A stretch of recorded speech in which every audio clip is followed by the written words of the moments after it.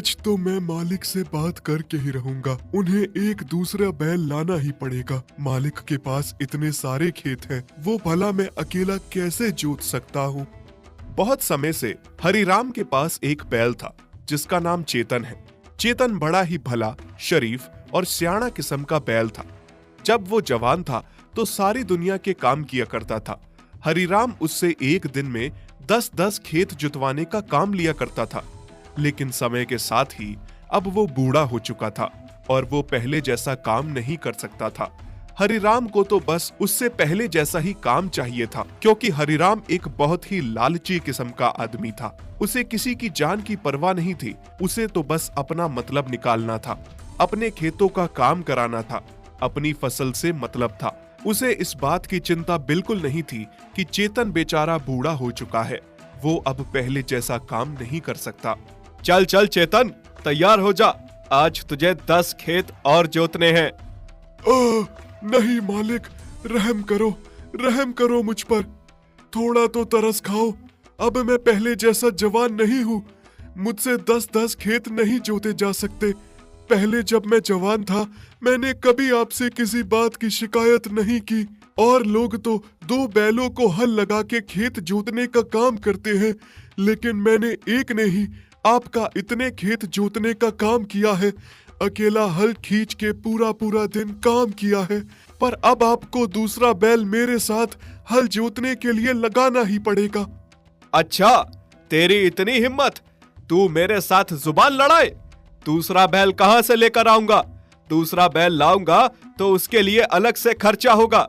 उसके दाने पानी पर भी, उसके चारे पर, उसकी सेवा में, हर चीज पर खर्च होगा। तू क्या कम खाता है जो एक दूसरा बैल को ले आऊं? अगर तू काम करता है तो फ्री का नहीं करता है, खाता भी उतना ही है। चेतन सही कह रहा है बाबा। आप खुद ही देखिए ना, वो कितने लंबे समय से हमारे घर का काम करता आया है। कभी उसने किसी बात की शिकायत नहीं की, लेकिन अब वो बूढ़ा हो चुका है, वो इतना काम नहीं कर सकता। आप पहले जैसा काम मत लीजिए बाबा, उसे भी तकलीफ होती है। अब हम ऐसा करते हैं बाबा, एक और बैल लेकर आते हैं, फिर वो बैल चेतन के साथ थोड़ी मदद कर लेगा। तू कुछ ज्यादा ही तरफदारी नहीं कर रहा है इस चेतन की? तुझे बोलने का हक नहीं है। जा जा, जो काम करने को कहा है पहले वो कर। चुपचाप जाकर खेतों में पानी लगा। मैं चेतन को लेकर आता हूँ, खेत जोतना है, बहुत काम पड़ा है बाकी। हरिराम के बेटे नीरज को चेतन पर बहुत तरस आता है, क्योंकि उसे सब पता था। वो सब जानता था कि उसके पिता बहुत गलत कर रहे हैं, लेकिन उसकी अपने पिता के आगे एक नहीं चलती थी। नीरज चेतन की मदद करना चाहता था दूसरा बैल लाकर, लेकिन उसका पिता नीरज को चेतन की मदद नहीं करने देता था। फिर खेत में हरिराम चेतन को एक हल लगाकर खेत जोतने लगा। जैसे तैसे चेतन ने एक खेत तो निकाला, लेकिन जैसे ही दूसरा खेत जोतने लगा, उसकी टांगे कमजोरी से थर-थर कांपने लगी। अरे मालिक, क्या कर रहे हो आप? आपको क्यों नहीं समझ आ रहा कि अब मैं इतना काम नहीं कर सकता हूँ? मैं बहुत कमजोर और बूढ़ा हूँ। देख चेतन, नौटंकी ना कर। अभी तक तो अच्छा भला चल रहा था, अभी रुक रुक के चल रहा है। चल, नहीं तो देख मेरे से मार खाएगा।